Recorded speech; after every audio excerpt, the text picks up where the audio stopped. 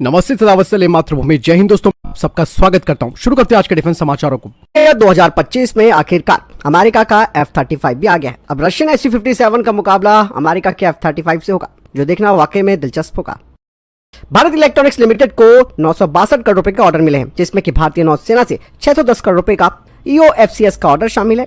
इसके साथ ही Bharat electronics limited ने करंट फाइनेंशियल ईयर में अब तक कुल 11,855 करोड़ रुपए के ऑर्डर जमा कर लिए हैं। एक अच्छी खबर आ रही है, मार्च अप्रैल तक HAL के पास 5 तेजस मार्क 1 फाइटर जेट और 4 तेजस कॉम्बैट ट्रेनर तैयार हो जाएंगे। भारतीय नौसेना के TEDBF की कुछ तस्वीरें एरो इंडिया 2025 से सामने आई हैं, जिसे कि वायु और स्पेस के द्वारा सोशल मीडिया पर पब्लिश किया गया है। अभ्यास साइक्लोन 2025 का तीसरा संस्करण भारत और मिस्र के स्पेशल फोर्सेस के बीच 10 से 23 फरवरी 2025 तक महाजन फील्ड फायरिंग रेंज राजस्थान में आयोजित किया जाएगा। अभ्यास साइक्लोन का उद्देश्य रेगिस्तानी इलाकों में अनकन्वेंशनल सिनेरियोस के तहत स्पेशल अभियान चलाने में भारतीय सेना और मिस्र की सेना के बीच इंटरऑपरेबिलिटी को और मजबूत करना है। बढ़ते पहले अपडेट की तरफ, भारतीय नौसेना ने न्यू स्पेस के अनमैन्ड विंगमैन का चयन किया है और ये खबर लाइफिस्ट की तरफ से बताई गई है।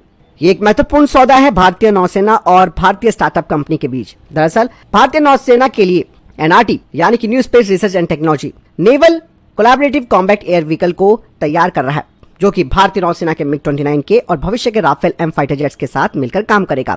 ये जो naval collaborative combat air vehicle है, यह NRT के Abhimanyu collaborative combat aircraft oblique loyal wingman concept पर आधारित होगा। और अभिमन्यु के बारे में मैंने आपको पहले भी बताया है कि इसका एक लो रडार क्रॉस सेक्शन डिजाइन है और ये HAL के कैश वॉरियर की तुलना में छोटा और हल्का है। ऐसे में भारतीय नौसेना की फाइटर जेट्स के साथ मैन अनमैन टीमिंग मिशन करने में सक्षम होगा। इस अभिमन्यु का इस्तेमाल निगरानी, इलेक्ट्रॉनिक युद्ध और स्ट्राइक मिशन सहित कई भूमिकाओं के लिए किया जा सकता है। इसका नेवल वेरिएंट कॉस्ट इफेक्टिव यानी कि सस्ता होगा, जिसे कि अधिक संख्या में तैयार भी किया जा सकता है, यानी कि इसका प्रोडक्शन भी काफी तेजी से किया जा सकता है।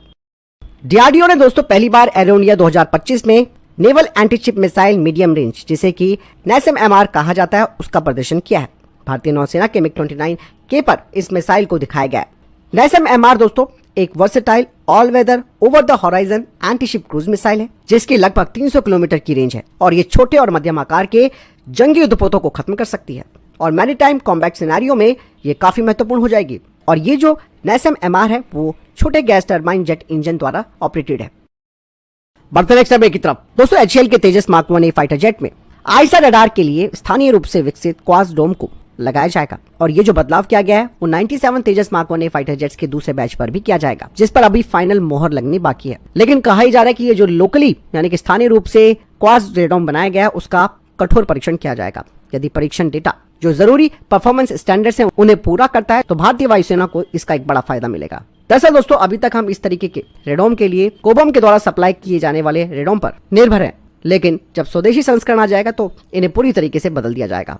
हालांकि कहा जा रहा है कि ये परिवर्तन यानी कि जो चेंज किया जा रहा है वो इंडियन एयरफोर्स के द्वारा पहले जो ऑर्डर दिए गए 83 तेजस मार्क 1 फाइटर जेट्स का पहला बैच है उसमें नहीं होगा। यहाँ पर दोस्तों जो ये क्वार्ट्स रेडोम होता है, ये सिग्नल डिस्ट्रॉशन को कम करके और रडार की एफिशिएंसी को अधिक करके आईसा रडार के एक जबरदस्त परफॉर्मेंस को सुनिश्चित करने में महत्वपूर्ण भूमिका निभाता है। यानी कि धीरे धीरे दोस्तों किस तरीके से चीजें बदल रही हैं, भारत अब विदेशी आपूर्तिकर्ताओं पर निर्भरता को खत्म करता जा रहा है। हालांकि यहाँ पर इजेक्शन सीट भी एक महत्वपूर्ण पहलू है, जिसे कि भारत को भी स्वदेशी रूप से तैयार करना चाहिए।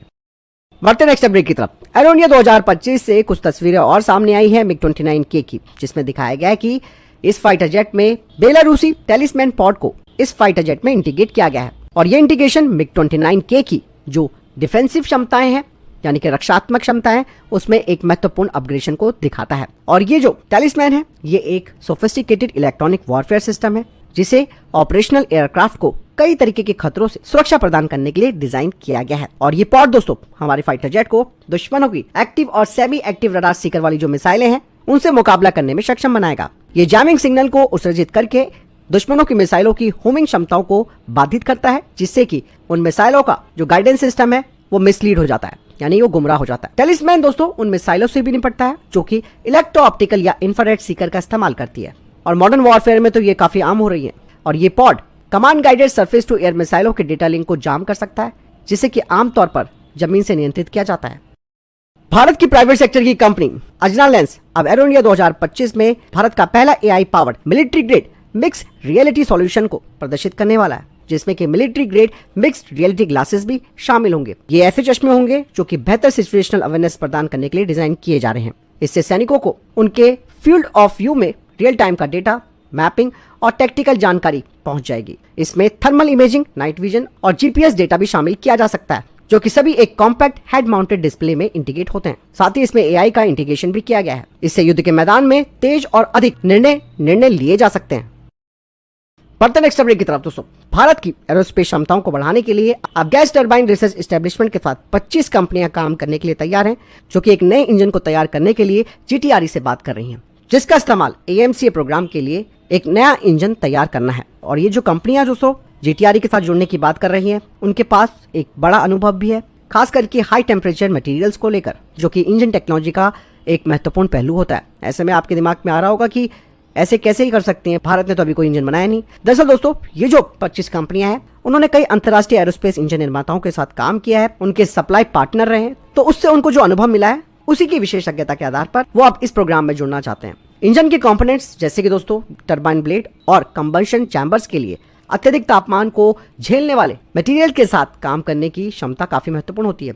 ऐसे में जो कंपनियां इस चीज में विशेषज्ञता रखती हैं, वो नए इंजन के परफॉर्मेंस और उसकी ड्यूरेबिलिटी को सुनिश्चित करने के लिए महत्वपूर्ण रूप से सहयोग कर सकती है। और इस इंजन का निर्माण भारत के अंदर किया जाएगा, जिसमें कि GTRE military specification, quality standard और स्ट्रेटेजिक ऑब्जेक्टिव्स को सुनिश्चित करने के लिए इस पूरे प्रोसेस की देखरेख भी करेगा।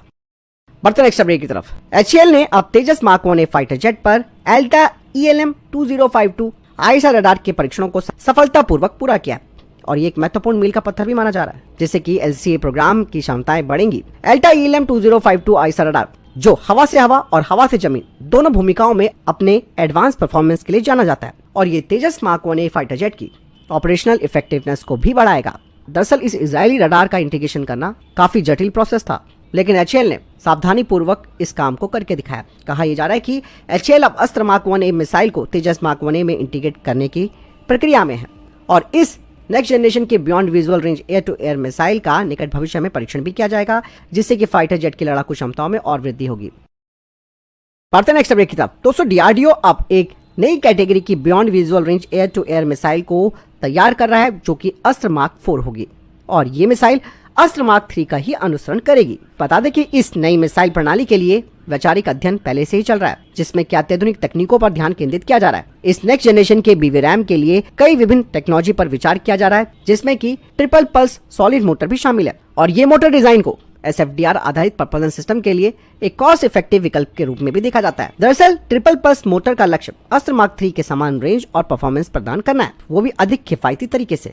यहाँ पर दोस्तों जो ट्रिपल पल्स मोटर है, उसमें एक रॉकेट मोटर शामिल है, जिसे 3 पल्सों में विभाजित किया गया है, और इस टेक्नोलॉजी का उद्देश्य फ्यूल कंजप्शन को अनुकूलित करना है, रेंज को बढ़ाना है और गतिशीलता में सुधार करना है। और इस रॉकेट मोटर से मिसाइल अधिक दूरी तक जा सकती है, जिसके लिए लगातार जोर देने की जरूरत नहीं है, यानी कि कंटिन्यूअस थ्रस्ट देने की जरूरत नहीं है, जैसे कि रैमजेट में होता है। और ये जो सॉलिड मोटर है, इसका निर्माण और रखरखाव भी रैमजेट की तुलना में काफी कम खर्चीला होता है। इसीलिए डीआरडीओ अब triple pulse solid motor technology पर विचार कर रहा है। हालांकि इसे अभी अंतिम रूप दिया नहीं गया, लेकिन विचार शुरू हो चुका है। अभी तक के टॉप डिफेंस अपडेट। वीडियो के सामने कोई प्रश्न जवाब है, आपका कोई सवाल है, कमेंट सेक्शन में लिखकर जरूर पूछ सकते हैं। वीडियो को लाइक और शेयर जरूर कीजिएगा। जय हिंद, वंदे मातरम।